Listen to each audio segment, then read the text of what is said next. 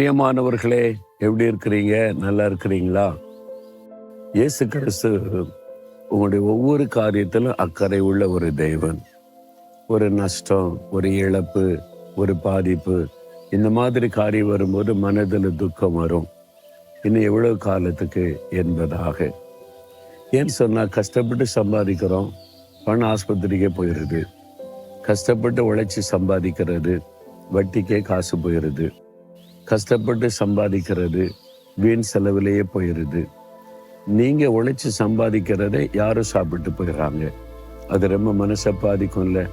மாதம் முழுதும் கஷ்டப்பட்டு உழைச்சி சம்பாதிச்சு வர பணம் ஆஸ்பத்திரிக்கும் வட்டின்ற பேரில் பிடுங்குற ஆட்களுக்கும் போகுது. மனசுக்கு ரொம்ப வருத்தமாக இருக்கும். ஆண்டவர் என்ன சொல்கிறாரு? ஏசாயா 62:8, இனி நான் உன் தானியத்தை உன் சத்துருக்களுக்கு ஆகாரமாய் கொடுக்க மாட்டேன், கொடேன் என்று சொல்றார்.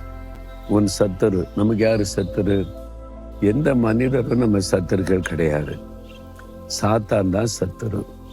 நம்முடைய எதிராளிக சத்துரு பிசாசு மனிதர்களை வைத்துதான் நம்மை கொள்ளையடிப்பது.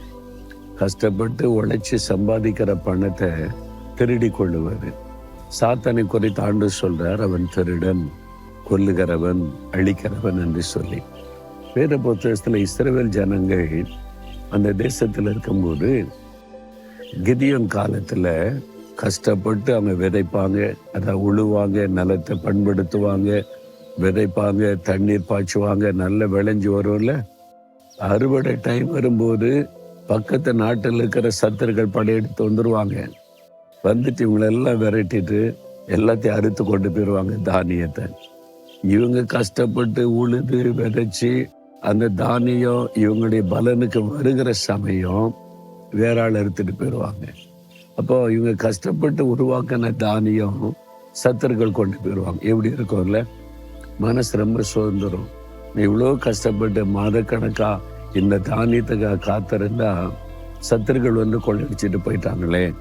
ஆண்டவரை அப்படி ஒப்பு கொடுத்துட்டார். அவங்க வசனத்துக்கு கீழ்ப்படியலை, ஆண்டவரை தேடலை, இஷ்டப்படி வாழ்ந்ததுனால ஒப்பு கொடுத்துட்டார்.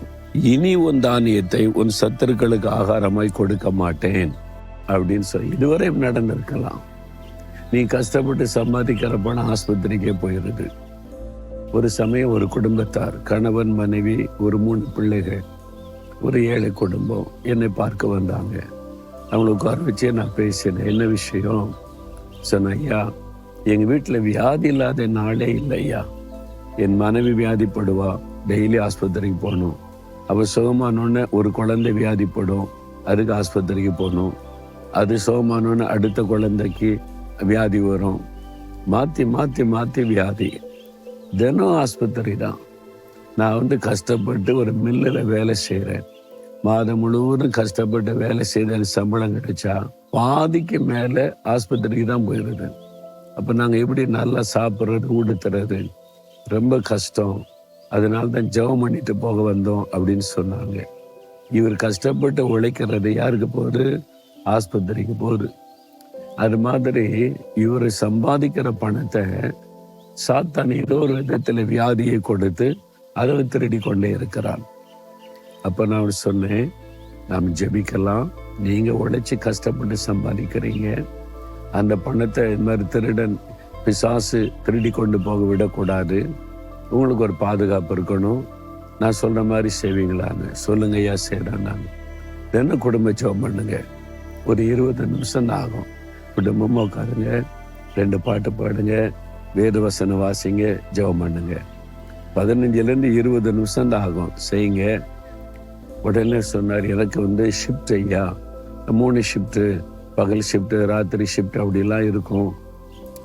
அப்படின்னு சொன்னேன். ஒரு டாக்டர்கிட்ட போகிறீங்க, நீங்கள் சுகமாகன்னா இந்த மருந்து 3 வேளை சாப்பிடணும்னு சொன்னா என்ன சொல்லுவீங்க? எனக்கு ஷிஃப்ட்டு 3 வேளை சாப்பிடலாம் முடியாது சொல்லுவீங்களா? கரெக்டாக போட்டுருவீங்கல்ல. ஒரு டாக்டர் நீங்கள் ஒரு மருந்து கொடுத்து சுகமாகன்னா இதை செய்யுங்கன்னா செய்கிறீங்க. ஆனால் தினம் ஒரு குடும்ப ஜெபம் பண்ணுங்கன்னா சாக்கு போக்கு சொல்கிறீங்க. பார்த்தீங்களா? இதனால தான் திருடனாகிய பிசாசு ஈஸியாக நுழைஞ்சி உங்களுடைய ஆசீர்வாதத்தை திருடுறான். நீங்கள் ஷிஃப்ட்டுக்கு போகிற சமயத்தில் மனைவி பிள்ளைகள் ஜெபிக்கலாம். நீங்கள் இருக்கிற டைமில் நீங்களும் சேர்ந்து ஜெபிக்கலாம். நீங்கள் ஆண்டவருக்கு முதலிடம் கொடுத்து நீங்க பாதுகாக்கப்படணுமான ஜெபிக்கணும்ல. சரியா செய்யறையா அப்படின்னு சொல்லிட்டு போனார். 2 மாசம் கழிச்சு திரும்பி வந்தாங்க. அதே குடும்பமா வந்தாங்க. எப்படி இருக்கீங்க அப்படின்னு கேட்டேன். சொன்னாங்க, நீங்க சொன்ன மாதிரி நாங்க தினம் குடும்பமா ஜெபிக்க ஆரம்பிச்சோம். இந்த 2 மாசத்துல ஒரு பைசா கூட ஆஸ்பத்திரி செலவு வரவே இல்லை. ஆஸ்பத்திரிக்கு போகவே இல்லை. பார்த்தீங்களா? அப்ப ஆண்டவர் நமக்கு உதவி செய்ய நம்முடைய வருமானத்தை பாதுகாக்க ஆயத்தமா தான் இருக்கிறார். நம்ம தப்புனாலதான் இழப்பு.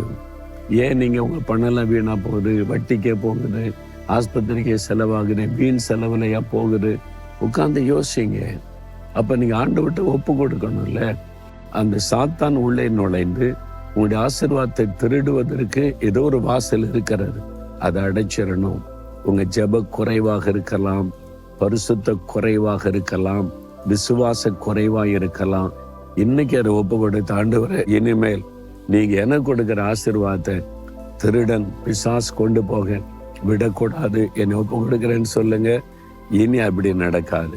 ஆண்டவரே, இனி உன் தானியத்தை உன் சத்துருக்களுக்கு கொடுக்க மாட்டேன்னு சொன்னீங்க. இந்த பிள்ளைகள் கஷ்டப்பட்டு சம்பாதிக்கிற பணம், உழைச்சி சம்பாதிக்கிற பணம், அது வீண் செலவாக கூடாது. இந்த பிள்ளைகளுக்கு இன்றையிலிருந்து அவருடைய வருமானம் குடும்பத்துக்கு ஆசீர்வாதமாய் இருக்கும்படி பாதுகாத்து நடத்தும். இயேசுவின் நாமத்தில் ஜெபிக்கிறேன். ஆமேன், ஆமேன்.